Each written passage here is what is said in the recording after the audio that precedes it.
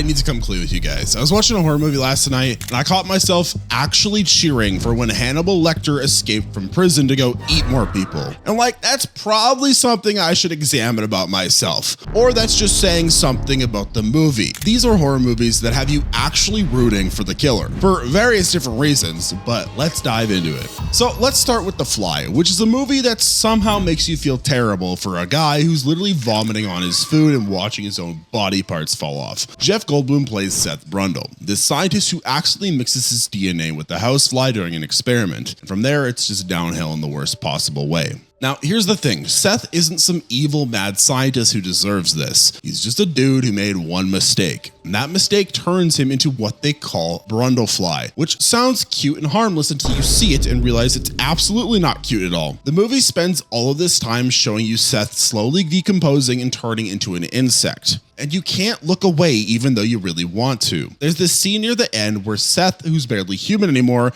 tells his ex-girlfriend, "I'm an insect who dreamt he was a man and loved it. But now the dream is over and the insect is awake." And he says this while looking like something you'd find under your porch, but you're still sitting there getting all emotional about it. He even jokes that maybe he could become the world's first insect politician and bring order to the bug world, which is honestly the most miserable, saddest attempt at humor I've ever heard. Ever. By the time you get to the ending, you're not scared of Brundlefly anymore. You just want someone to be put out of his misery. When his girlfriend finally raises the shotgun, it's not some big hero moment. You're sitting there going, yeah, okay, do it, I'm ready. Because watching him suffer is worse than watching him die. The movie tricks you into rooting for a monster's death, but not because you hate him. You just feel bad for the guy, which is a weird place to be when that guy is covered in slime and has mandibles. At least The Fly, you feel guilty about it though. Freddy vs. Jason just straight up asks you to pick which child murderer you like better. Freddy vs. Jason came out in 2003, and the whole concept is exactly what it sounds like. Freddy Krueger, the burned guy with knife fingers who kills you in your dreams, teams up with Jason Voorhees, the hockey mask guy with a machete. Except they don't actually team up because they end up trying to kill each other instead. And the movie knows exactly what it's doing because it turns these two into the main characters while the actual human teenagers are just kind of there to get stabbed. The humans in this movie are so boring and one-dimensional that you genuinely start hoping both killers just wipe them all out. They're the standard horror movie teens who make stupid decisions and say stupid things, and the film doesn't even pretend to care about them. One review I read said we're basically rooting for everyone to kill everyone else, and yeah, that's accurate. You're watching this movie picking sides like it's a football game, except instead of teams, it's two serial killers, and instead of touchdowns, it's teenagers getting murdered in increasingly creative ways. What really seals the deal is the ending. Freddy and Jason fight each other in this big showdown, and when it's over, the movie refuses to say who won. Jason walks out of a lake carrying Freddy's severed head, and then the head winks at the camera, which is the film's way of saying, yeah, we're not resolving this because you're not here for justice. You're just here for carnage. And they're right. Nobody watching Freddy vs. Jason is sitting there concerned about the moral implications or the cinematic quality. You're there to watch two horror icons beat the shit out of each other. And the movie delivers exactly that while making you complicit in the whole thing. But what about when the good guy is the monster? Well, let's talk about American Werewolf in London. David Kessler is just a nice college kid backpacking through England with his friend when a werewolf attacks them. His friend dies and David survives. And now he's got a curse that turns him into a wolf during full moons and makes him murder random people in London. The movie shows you right away that David's a good person, which makes everything that happens to him feel incredibly unfair. Here's where it gets dark. David starts getting visited by his dead friend Jack, except Jack looks worse every time he shows up because he's actively rotting, and Jack's advice is always the same. David should end his own life to break the curse and stop the bloodline. He just shows up decomposing and cheerful and casually suggests ending it all. The movie plays this for laughs somehow and it works, but it's also deeply messed up when you think about it for more than 2 seconds. What makes you root for David is that he's trying so hard to deal with this. Just like me a few years ago, he wakes up naked in random places with no memory of what he did the night before and slowly realizes he's been killing innocent people. I didn't do that. He even tries locking himself in a zoo at one point, which doesn't work because werewolf curses don't care about your good intentions. You watch this guy go through absolute hell, and there's nothing he can do about it. He didn't ask for this, he doesn't want this, and he can't stop it. The ending is where the movie really gets you. David gets shot by police while he's in wolf form, and when he dies, he transforms back into his human body. His girlfriend is standing there crying, and you're not thinking, good, they stopped the monster. You're thinking, that poor guy never had a chance. The curse was the real villain, and David was just stuck in the middle of it, which makes his death feel tragic instead of victorious. But now let's just talk about a serial killer. Patrick Bateman is a Wall Street investment banker who's completely obsessed with looking perfect and being better than everyone else. Christian Bale plays him with this deadpan delivery that makes you forget you're watching a serial killer and start thinking you're just watching a really weird guy have a breakdown over business cards. The business card scene sums up the whole movie. Patrick and his coworkers are at a dinner comparing business cards, and when someone pulls out a nicer one than Patrick's, he completely loses it. He's sweating and shaking over a piece of paper with raised lettering on it. The movie plays it straight too, showing you that Patrick's world is so shallow that this counts as a genuine crisis, and somehow you end up on his side during this, getting annoyed at the guy with the better card. American Psycho works because everyone in Patrick's life is just as shitty as he is. His coworkers are all shallow idiots who care about restaurant reservations and designer suits. Nobody has an actual personality. There's even this running joke where characters keep confusing each other for one another because they all look and act the same. So when Patrick starts killing people, you're not really upset about it because the victims are also insufferable yuppies who probably had it coming. The Huey Lewis scene shows you how the movie blends horror and comedy. Patrick invites a coworker over, puts on a raincoat, and starts giving this whole speech about Huey Lewis and the news album Sports. The guy's just standing there confused while Patrick talks about how the band really came into their own commercially and artistically. And then Patrick kills him with an axe. It is disturbing, but it's also funny because Patrick treats murder with the same weird seriousness he treats everything else. By the end, Patrick tries to confess and nobody believes him or cares. The movie doesn't tell you if he actually killed anyone or if it was all in his head all along. What matters is you just spent 2 hours enjoying a murderer's company, which says something about yourself that you probably shouldn't think about too hard. But now let's move on to The Devil's Rejects. This movie follows 3 serial killers, Captain Spaulding, Otis, and Baby, running from police after their house gets raided. Rob Zombie puts you completely on their side from the start. You're riding along with them while they argue about music and where to eat. You're not watching this through anyone else's eyes. The ice cream scene shows exactly what the movie's doing. Baby wants ice cream, so they stop and get some. You watch 3 murderers sit around eating cones and laughing about nothing, and for a few minutes it's genuinely sweet. The film keeps showing these family moments, them joking around, backing each other up, and staying loyal to each other. It's deliberately making you forget what they do to people, and it works because they're way more entertaining than anyone else on screen. And then there's Chef Weidel, who's supposed to be the hero hunting them down for killing his brother, but he gets more unhinged as the movie goes on, and when he finally catches them, he tortures them while quoting the Bible and acting completely insane. He stops being a cop and becomes this religious fanatic who's just as bad as the killers themselves. Then you end up actually rooting for the serial killers to escape from him, even though they murdered his brother. The ending is where Rob Zombie fully commits to villain worship. The family gets surrounded by police and decides to go out fighting. They charge forward while Free Bird plays in slow motion, and the movie cuts between them getting shot and these happy home videos of them together. You're watching murderers die and somehow you're sad about it. You actually want them to make it through even though you know they're terrible people. Rob Zombie called the whole thing an experiment in villain worship, and he's completely right. The movie tricks you into rooting for evil just by making evil more entertaining than good. Now let's move on to The Silence of the Lambs though.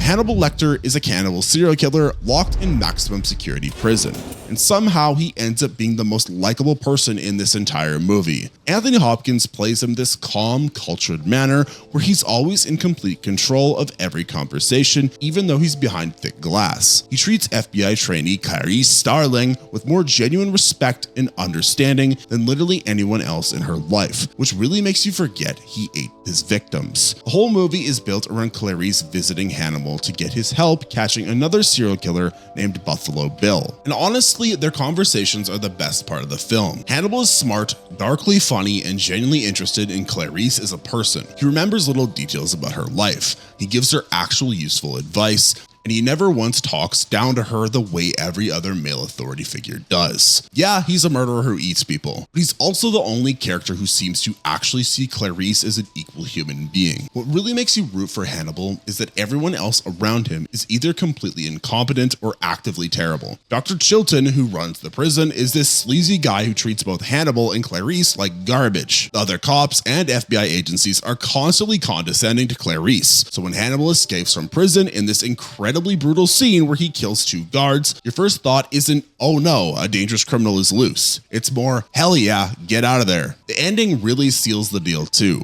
Hannibal calls Clarice after he's escaped just to tell her he's not coming after her. And then he casually mentions that he's having an old friend for dinner while the camera shows Dr. Chilton walk by. It's a dark joke about how he's going to eat Chilton. And instead of being horrified, you're kind of pleased about it. The movie ends with a cannibal on the loose who's about to eat someone, and you're sitting there smiling. That's how good Anthony Hopkins is in this role. He makes you root for a guy who literally eats people just by being charming and treating the main character with basic human decency. Our next movie, Unfriended, makes you root for a ghost to murder high schoolers. Unfriended takes place entirely on a computer scene during a video group chat. 6 teenagers are hanging out on Skype when someone claiming to be their dead classmate, Laura Barnes, joins the call. Laura ended her own life a year ago after getting cyberbullied by these kids, and now she's back as a ghost to get revenge on everyone who made her life hell. The genius move this movie makes is that every single teenager in the call is genuinely awful.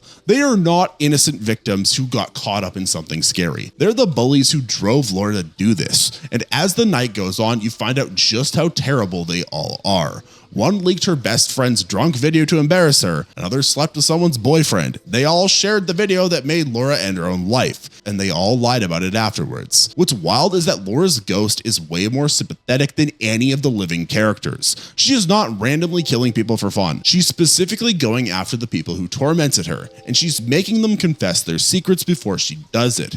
Every time one of them tries to lie or blame someone else, you're sitting there going, yeah, no, you definitely deserve this, buddy. The movie keeps upping the stakes too. Laura forces them to play this game where they have to reveal who did the worst thing, and watching them all turn on each other is honestly satisfying. They start screaming at each other, throwing blame around, and showing their true colors under pressure. There's not a single moment where you think, oh, these poor teenagers. You're thinking, good, keep going, let these suckers pay. When the last person finally gets what's coming to them, it doesn't feel like a scary horror ending. It just feels like justice. The ghost won, and everyone watching is fine with that. Unfriended figured out that sometimes the best way to make people root for the villain is to make everyone else much worse than the villain. Let's now move on to an indie movie you probably haven't heard about though. Behind the Mask, The Rise of Leslie Vernon. This movie follows a documentary crew filming Leslie Vernon, a guy who's training to become the next big slasher killer. And Leslie is so enthusiastic and charming about the whole thing that you completely forget he's planning to murder a bunch of teenagers. Leslie treats serial killing as a profession. He's got mentors, he trains every day to build stamina for chasing victims. He studies the legends who came before him. The documentary crew follows him around while he explains how he picks his survivor girl, how he rigs a house so people can't escape, and why everyone has to follow specific horror movie rules. He talks about it with the same energy someone would use to explain their passion for woodworking or model trains. It's disturbing, but also kind of endearing because he's just so into it. Then the crew becomes friends with Leslie over the time. They drink beers with him, they laugh at his jokes, and they genuinely seem to care about whether his plan will work. And you're watching this happening while knowing they're helping a guy prep for mass murder. But Leslie is so nice to them and so fun to be around that nobody really addresses how messed up the whole situation is. He's got this charming charm where you want to see him succeed even though success means dead teenagers. When the killing actually starts in the third act, you're put in this weird spot where you've been rooting for Leslie this whole time and now you have to actually watch him do it. The movie flips between satire and genuine horror, but even when it gets serious, you still kind of want Leslie to pull off his plan because you just spent an hour of your life getting to know him. The film knows exactly what it's doing too. It's pointing out that horror fans already root for the killers anyway, so why not just make the killer the main character from the start? Think about Terrifier. I am a fan of those movies. Am I rooting for Sienna? No, I am there to watch art do cool kills on people. That's why I watched the movie, and I'm not going to pretend to not think that. It's the truth. Would an outsider who's never seen horror probably think that's strange? Yes, but that's why we're watching those movies. Now let's move on to Candyman. Candyman is a ghost who shows up when you say his name 5 times in a mirror, and then he kills you with a hook. Sounds straightforward until you learn his backstory and realize the real villain isn't Candyman at all. Back in the 1800s, Candyman was an artist named Daniel who fell in love with a white woman. A racist mob found out, cut off his hand, covered him in honey, and let bees sting him to death. They murdered him for the simple act of falling in love with someone. That is it. That is what he did wrong. So when Candyman shows up in modern day Chicago, killing people with a hook, you can't really blame him for being angry. He was created by violence and injustice, and now he's stuck repeating it forever.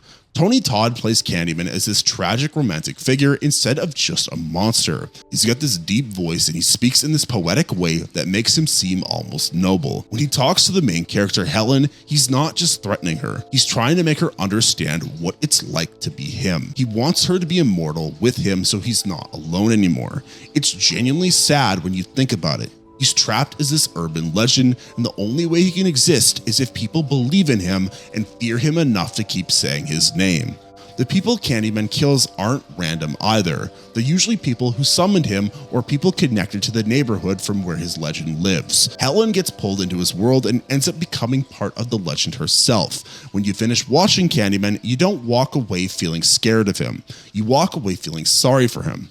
He is not the villain in this story. Racism and the horrible people that hurt him and his girlfriend are. Candyman is just what racism created, and he's been suffering for over 100 years because of it. Now, this last one we're going to talk about is technically a teenage girl trapped in a killer's body, so that's why you're rooting for it, but this movie has one of the hottest actors, like most physically beautiful actors out there, that I have to talk about it, and that's Vince Vaughn.